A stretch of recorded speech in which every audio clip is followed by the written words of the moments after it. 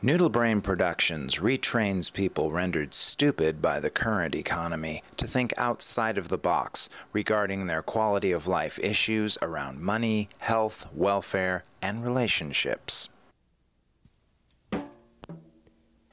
Looking down from above, we noticed that there were stupid people everywhere. Everywhere we looked, they were in trains and planes. They were flying in the sky. They were swimming under the sea.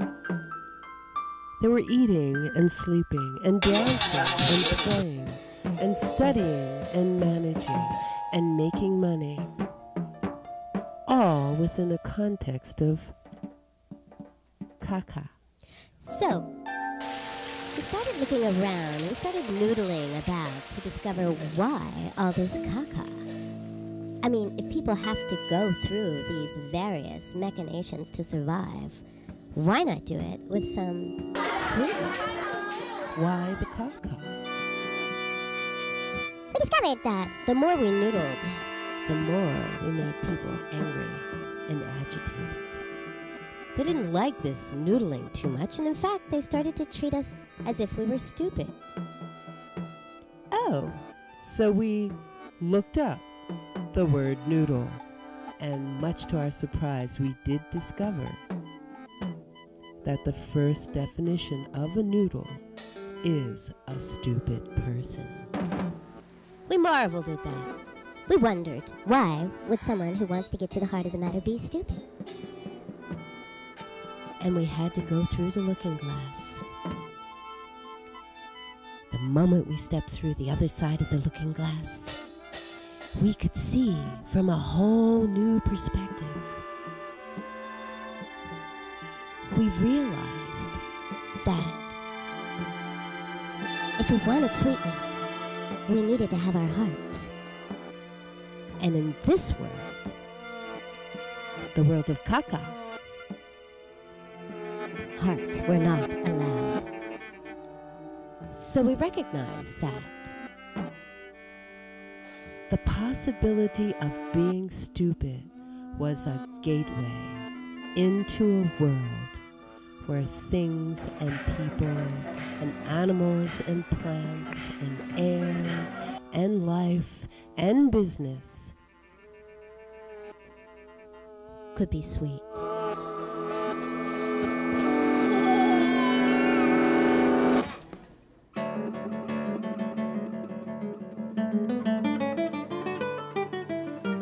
We assert that nowhere in our public interest conversations, not in education, and certainly not in the mass media of our mainstream newspapers, nor in our television viewing, do we find public guidance on how to operate powerfully with an inner trust that we can reach the goals we have for ourselves, for our families, for our communities, for our country, and for our planet as a whole.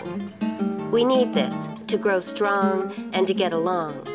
Operating powerfully in trust functions as a condition of one's ability to be true to him or herself and is conditionally based on one's state of integrity. So we want to empower others by offering the distinction of integrity as something doable and necessary to turn this world on its ear and bring back a civilization that cares about its people. The Integrity Tone Scale was copyrighted by Vern Black and David B. Goodstein in August 1978 and is a useful learning tool to assess the state of our integrity and the integrity of others in a particular instance or in our relationships in general. This tool is crucial for evicting the current mindset generated by television programming and current events that sends all of us to the pits. The Integrity Tone Scale presents the setting and the guideposts needed to propel us forward towards normal, the state in which we were born. Though normal may be the highest state we would happily claim, given our collateral TV damage, the Integrity Tone Scale goes beyond that state for those of us with more ambition. Being a power source in our lives and in our community is not impossible using this roadmap, where we generate the internal conversations that empower us to make contributions that make a difference in the quality of our lives and the lives of those we love. Because it is in our human nature to naturally want to serve, and it is in our animal nature to be divine in that service, making a difference generates its own reward. When we put on our paradoxical lenses, we can see the thing that keeps us trapped in lower states of integrity. Without knowledge of the secular measures for the building of principles and values that allow connectivity to occur, we tend to default to religions to fulfill our spiritual need for connection. Unfortunately, religion tends to prohibit our ability to get along with others who are not of our faith, so it doesn't work well for creating a civilization of multiculturalism and connection.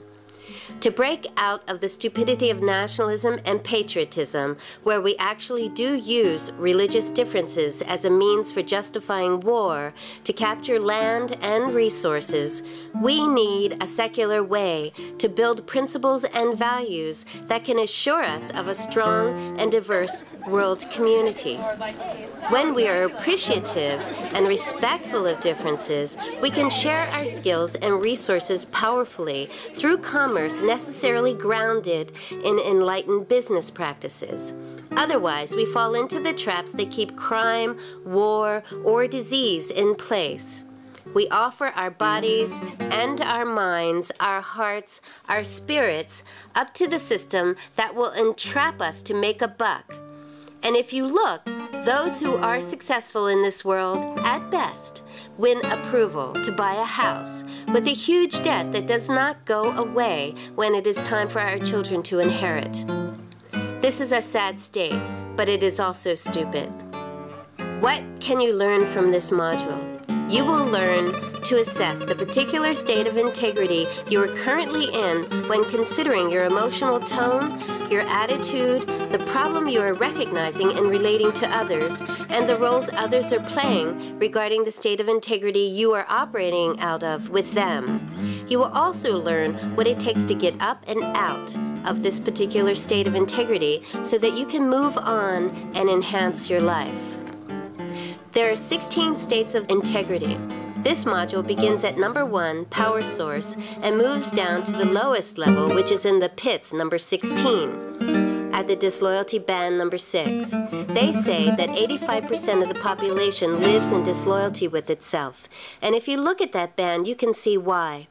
As long as we are focused on using bodies in one way or another to relate to others, we will feel betrayed and want to relate with revenge.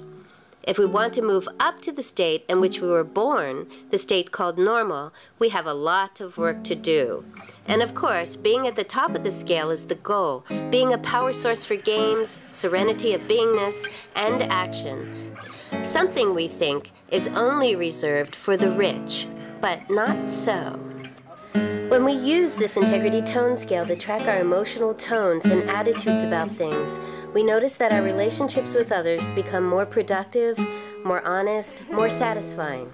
We discover that, sadly, we have been living predictable lives programmed by our own impulses to imitate behavior we see on TV because we had a belief that TV actually represented all that there is. Now we know that TV really keeps us bound in sorrowful, guilt-ridden behaviors out for revenge or demonstrating hatred and anger.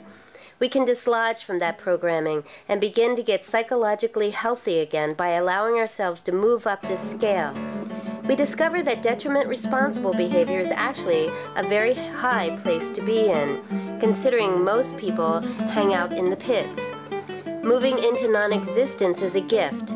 Danger is only 2 steps down from normal, and emergency is actually where challenges and cooperation from others come into play. We have been so duped to believe a lot of horrible things about human beings, and we at Noodle Brain assert that this just isn't so. But you have to be on a path to know the distinctions needed to get out of the pits. Coming from abundance does not necessarily mean having a lot of money, although it can. It means that we have a cheerfulness and enthusiasm for life that cannot be extinguished by pitiful others. It means that you welcome new things into your life and others are devoted to you and what you are up to. Nice place to be if you can commit. In general, what comes to mind when you think about the word integrity?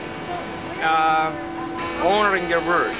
So in Portuguese, the word integrity comes from whole, like whole, whatever that means. But it like in a character or a personality, whole would be like you behave as a whole and not just pretending some things and doing other things. So basically, that's what I think is integrity. How do you check yourself to find where your integrity is at? Actually, every morning I have an action plan for the day, and by pretty much 2 o'clock I do that, 4 o'clock I do something else, and then by the end of the night I can just check off things that I was able to do, and the important things that I didn't do, I would say I'm out of integrity. If I promise myself I would do it and then I just didn't follow through without any good reason. So yeah. Good. Hi, welcome back to Noodle Brain Productions, episode number 2. On this episode, we're going to talk about the integrity tone scale that was created by Vern Black and David Goodstein back in 1978. This integrity tone scale is a very useful tool for finding the state of integrity that you're in and how to move out and up if you're in any lower states into normal, and how to even get beyond that into becoming a power source so you can actually have the quality of life that you should have being a human being. So the integrity tone scale in 1978 was designed for the corporate world and was given to entrepreneurs to study on how they can make their businesses more successful. And basically it's a communications tool. And it starts with internal communications, having an understanding with your own internal communications and being able to be awake to the communications of others coming back to you so you can assess the feedback loop, because true communication only occurs when you're delivering a message and actually the person over there listens, interprets that message and gives feedback. When that is happening, you do have communication. So this is a tool in which you can give yourself some feedback about your own personal states, and you can also give yourself some feedback about other people and how they interact with you. And keep in mind that there are 16 states of integrity, and we're never in one particular state all the time. There's a good possibility that we're up and down the states of integrity, and it's kind of becomes fun almost to just check it. It's a good idea to just stick it on your refrigerator and check it, periodically and say, oh, where am I at now? Or what am I up to now? What's going on now? Because it actually does give you some really brief and simple instructions on how to move around in those states. So when you look at the integrity tone scale, we're going to go through it very quickly in this movie, so I just want you to have a general idea. So you know, this is what it looks like. Right here is the state of integrity you're in on the left, and on the right will tell you which one you're in. And then the next box down will tell you your emotional tone when you're in that state of integrity, and that's basically how you're feeling when you stand in this place. And the right of that box is what those feelings are like when you're in this particular state of integrity. The next box down is your attitude. Your attitude is always your position in life, how you're standing, and what compels you to act. It's usually an attitudinal thing. And to the right of the attitude box will describe the attitude you have in that state of integrity. The next box will it has the words problem recognition. Now, problem recognition basically means that when you're in the state of integrity, the problems that generally you're having in life can be recognized as sourced by this particular way of being. And if you look to the right, you'll see what that is.